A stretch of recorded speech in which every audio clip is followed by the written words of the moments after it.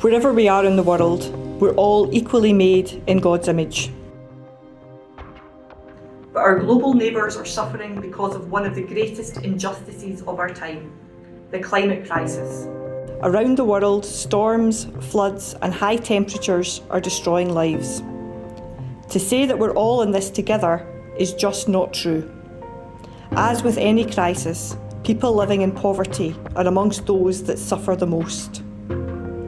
Last year, when Cyclone Freddy hit Malawi, Jennifer Bishop and her family were amongst the thousands of people affected. The family had to shelter in a makeshift shed. Jennifer's crops were damaged and she lost the money that she would have used to send her child to school. The cyclone forced over 600,000 people to be displaced from their homes. That's around the population of Glasgow. And to rub salt into the wound, Jennifer and the people of Malawi did not cause this climate crisis, but developed nations like the UK did by burning fossil fuels, and they got rich off the back of it.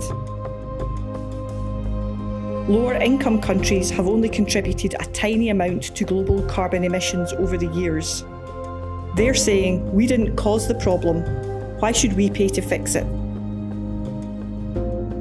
The UK must pay up. We're asking the UK government to support climate vulnerable countries, to help them mitigate the climate crisis, to help them adapt to the changes it's causing, and to help them recover when climate disasters strike.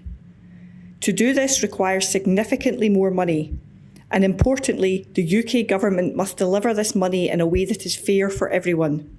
That means: Number 1, providing grants, not loans, so that countries like Malawi are not trapped in debt because of a crisis they didn't cause.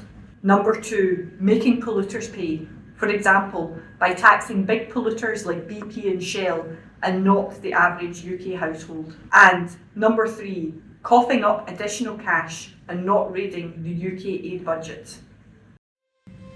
At the same time, the UK must address its own carbon emissions. It must say no to new oil and gas developments in the UK and invest instead in good quality, secure green jobs.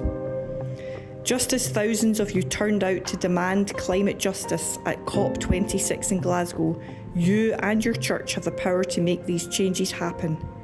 You can tell your politicians you care about action on poverty, and that means the UK government paying for climate justice. Whether in government or in opposition, your MP can play their part. Help build a world where all of God's children can live a full life free from poverty.